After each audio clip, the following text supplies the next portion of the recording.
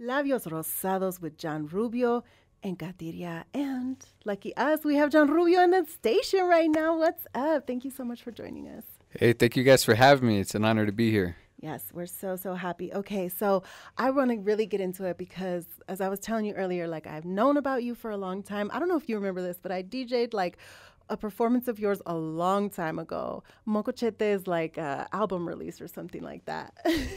So I've been a fan since then, but it's taken me a while to get you on. So I'm glad you're finally here. Tell us about your musical journey. Wow, it's definitely a long one. I started music when I was like super young. You know, it was in my household. Like my dad used to play at the Spanish church. So he was playing drums, piano, guitar. He would sing. So we kind of grew up around that, you know. And I think my earliest memories of music was me sitting on my dad's lap while he's playing the drums. And for people that don't know me, you know, in the Mocochetes, I'm the drummer. So I was gonna say now that makes sense.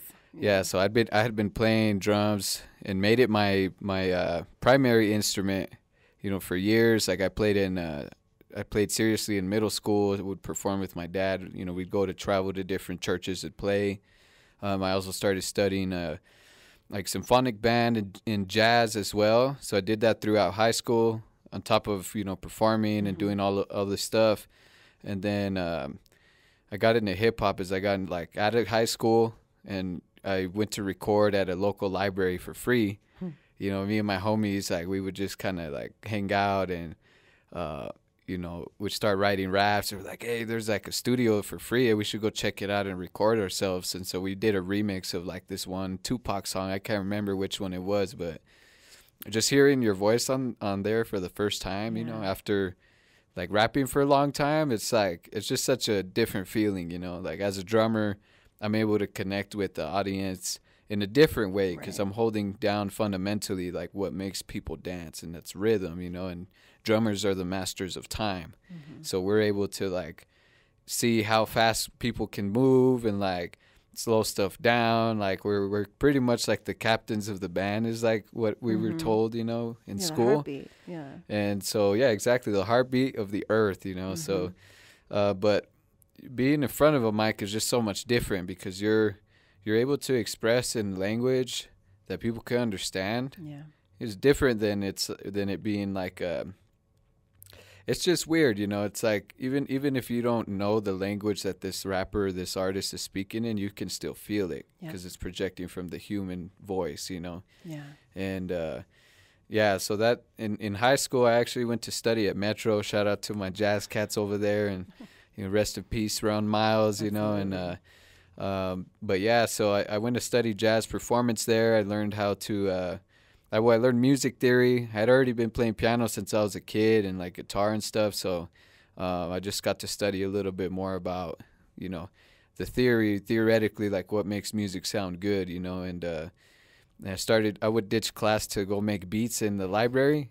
Or we had like this little, there was like it wasn't a library, but it was like it was like another building that it was like a computer lab, I guess, right? And so I'd go ditch class. Like I was supposed to be in like music theory or something, right? And then like, no, I got to finish this beat, you know? So if you guys know me, like for back in the day, I used to have a group called Bottomless Pit, and it was like just raw, real underground rap stuff, you know? We used to, we'd rap to like boom bap, you know, and it was like, no lyrics on the track, just raw, like your own voice on the track, you know. And I had about like 5 dudes in there, and then all of us had our different rap styles, and it was pretty dope, you know. And then soon after that, I joined the Mocochetes, started drumming for them. I actually had known my boy Diego and Elias prior to the band being formed.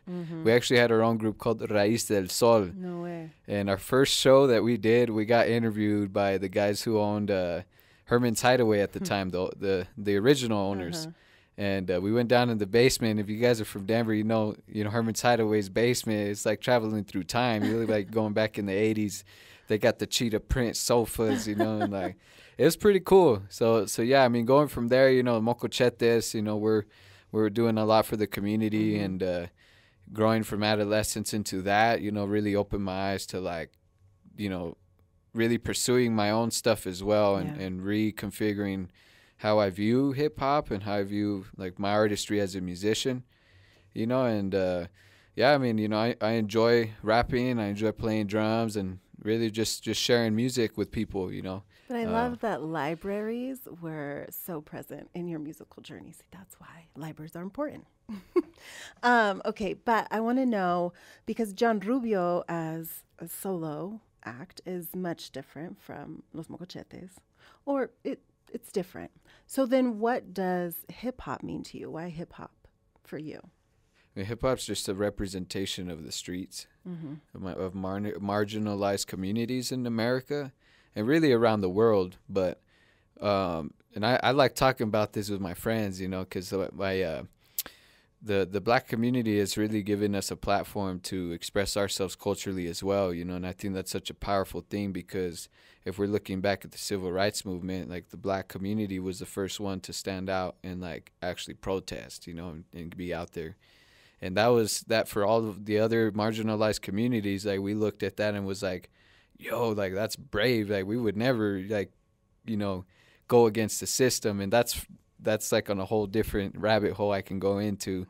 But really it's just beautiful to see how your voice and your perspective can influence your community and also liberate yourself from, you know, how can I put this, socially constructed habits that we have, right? Things that we get from society that tells us you're this, like you're this is all you're gonna be. You can't be more than what you are, what we say you are. Yeah. And like that for me was like hip hop just kind of showed me an avenue where I can experiment with like musical sounds, you know, like, because I always love different types of music.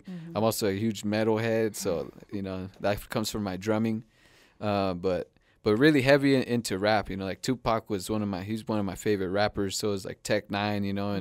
And I just love lyricism, wordplay, you know, going back to like the boom bap roots. I really like Wu-Tang Clan, you know, and like Mobb Deep, and like, you know, all the cats from there. Like it's just such a raw way to express yourself, and the majority of people don't really understand that, you know. Like hip hop's evolved so much now where it's like it's monopolized, you know.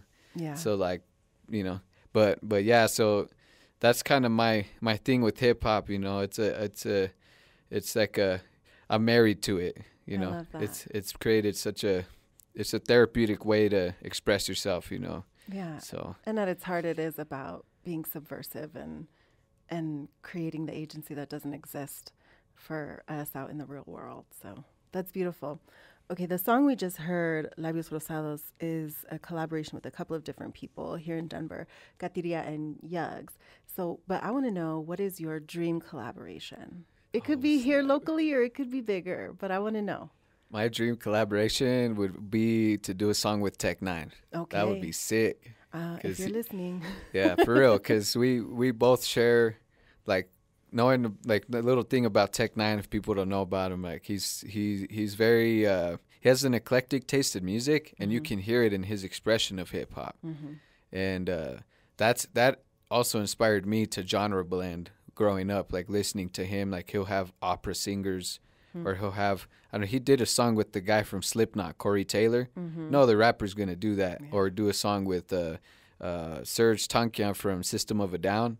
Like, that's wild, man. Like, you know what I'm saying? In hip-hop, like, yo, what? So, like, stuff like that is dope, you know. That's why I think that, like, art-wise, it could blend. Like, we could definitely make something happen because, like, you know, having an eclectic taste will create something very authentic. You know, it doesn't sound like anything else, and that's why that's my dream. Like, you know, to get Tech on the track, shoot, that'd be sick. Okay, I'm on the lookout for Jon Rubio and Tech 9. Yeah, it's gonna go down. Tell us what you have coming up. Where can people like catch you out in the world? So I actually have a show. I was pulling up here. I'm gonna be performing in Colorado Springs at the Uptown Grill. Opening up for this Euphoric Echoes concert. My homegirl Lala Cerros, she's running the whole thing. She's going to be performing, and she's really, really dope MC and musician. She's just a dope artist. Awesome. So definitely check her out, you know, and shout out to her for getting me on the show. But yeah, if you want more info, You could definitely look up Euphoric Echoes. You can look up on Facebook or Google Uptown Bar and go to their website and look at their events. But yeah, that's going to be on November 23rd. So that's what I got coming up next, and at least for my stuff.